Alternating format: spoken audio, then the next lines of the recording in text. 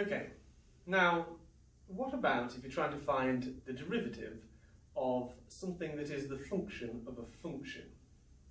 For example, if I had y equals, say, 3x plus 2 squared, then how do I find the derivative of this? Well, I need to consider it as two separate functions.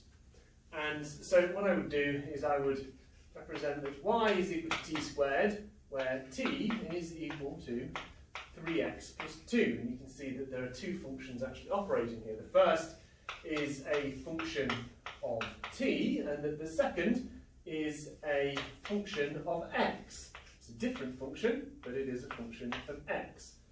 And therefore, that you can see that y is actually a function of a function. So how do we work out the derivative of this? Well, we start with our normal equation for a derivative, which is dy by dx, and we put this into it. So we put f of a brace phi of x plus a small increment of x. So we've incremented along in our function of f by incrementing along in our function of phi. And we must take away the original value so that we can see the difference between these two expressions. So there's the original value right there. And we're going to divide it by that increment x. Now, the next thing I'm going to do is I'm going to multiply both the top and the bottom by the same thing. This is allowed. I can multiply both by any integer value, like 2. Multiply the top by 2 and the bottom by 2. As long as I do the same to both, it is fine. So I'm going to multiply both by the function phi x plus dx minus the original. So the difference in phi, basically, on the top and the bottom. So I'm both multiplying by it and I'm dividing by the same thing, undoing the effect of adding it in the first place. So this is totally allowed and above board. The next thing I'm going to do is I'm going to swap these two denominators. You'll see why in a second. So dy by dx, but unfortunately it means I have to rewrite all of this numerator out again, so just bear with me. So that's the second value, and then this is the first, to work out the difference between those two values, divided by the denominator there, which is phi x plus dx minus phi of x, and then we're going to multiply it on this side by the numerator, which has stayed the same, divided by dx. And now we're going to use the law of limits to work out the limit of this and that separately. So no longer is it curly deltas, it is now dy by dx, as we evaluate this limit as the increment of x goes to 0 of the two functions. So let's write them out again. Phi of x plus dx minus f of phi x, all divided by phi of x plus dx minus phi of x. Now multiplied by the limit as delta x goes to 0 of phi x plus dx minus phi of x all over dx. Now this, you can see, is just phi prime. It is the, as you'll see, phi prime is basically dt by dx. It is just the change. So on the next line, dy by dx, we've still got this bit at the front, and we're going to deal with that shortly. But I've got to just rewrite it out again. So 5x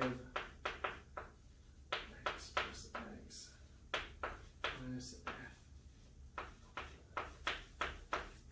phi x, all divided by phi of x plus dx minus phi of x multiplied by phi prime of x. That's nice, isn't it? Now, I'm going to make a substitution here, just for simplicity's sake, and hopefully it'll enable you to see what's going on. I'm going to put the denominator k. K is equal to phi of basically the denominator there, and minus phi of x. And hopefully what you can see with this expression is that as delta x goes to 0, so if this goes to 0, then this term is going to be the same as that term. And since you're subtracting this away from that, if they're the same, it'll be like 2 minus 2, the whole thing will go to 0. And just to rearrange this, I'm going to put phi is x plus dx is equal to phi x of x plus k. Phi of x plus k. Now, over here, coming back over here again, dy by dx as the limit, in this case, as for this denominator, as x went to 0, as the interval of x went to 0, the increment I should say, the increment of x goes to 0, k goes to 0. So we can actually evaluate this limit as k going to 0. And what happens is, as the denominator goes to 0, well, all of the top line appears again. Phi x plus dx minus f of phi x, all divided by k and multiplied by phi prime x. And now what you can see with respect as the limit as k goes to 0, that basically what we have is f prime. It is the difference in f. So, dy by dx, evaluating the limit, we get f prime, open brace, phi of x, close brace, multiplied by phi prime of x. And then going back up to how we define these, you can see that f prime, that is dy by dt multiplied by, well, this one would be dt by dx. So that is dt by dx. And this is what is known as the chain rule. This is the way of evaluating the derivative of something that is the function of a function. Now I want to show you a particular example of this, how we can differentiate the position of a simple harmonic motion pendulum and differentiate it with respect to time so that we can work out the velocity and the acceleration. It requires the application of this, but I need to clean all this off first, and then I'll go through that example. Okay, so an example in physics or in the physical sciences of the chain rule being applied. Think of it as simple harmonic motion. The backwards and forwards rocking of a pendulum displaced from some equilibrium position. For example, an equilibrium position being x equals 0, we're going to an x equals a certain amplitude at the side. Now, of course, you never let a pendulum go from the midpoint because it won't do anything. You have to let it go from its point of maximum amplitude for it to have any energy, for it to swing backwards and forwards. So we expect to see it start at A, its maximum amplitude, and it will be sinusoidal, like this. Of course, we know how to do. We recognise this.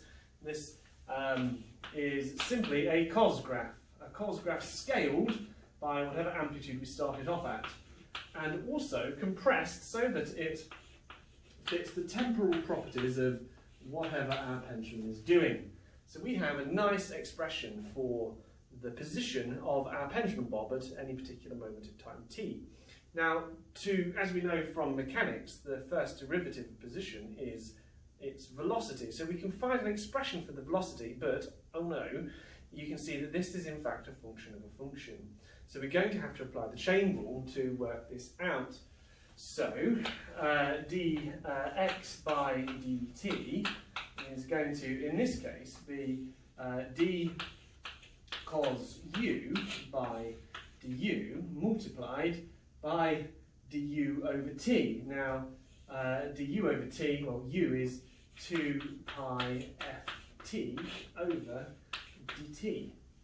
And we can look at the limits of these separately, but the first one, so let's do that. dx by dt is equal to the limit as du goes to 0 of the first function, and what we're basically going to get is that cos u, as we've shown before, goes to minus sine. So minus sine u. And actually what I should have mentioned is that because a is not dependent on any of these things, it sits out front as just a factor that does not change. So a is going to stay out here.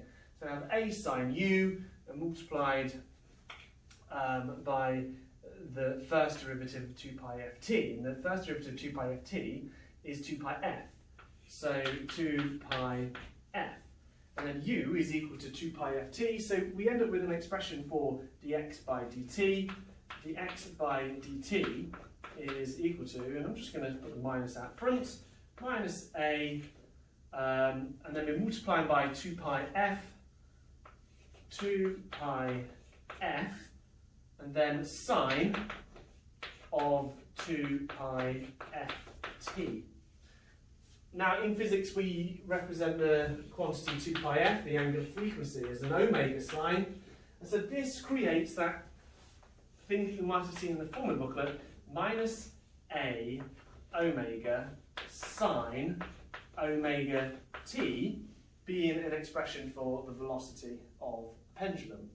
And so we do this using the chain rule. We can do it again to find the acceleration, and it would require exactly the same treatment, and we would end up with minus a omega squared cos omega t as the value of the acceleration. The chain rule is important in the physical sciences, and this is how you do it.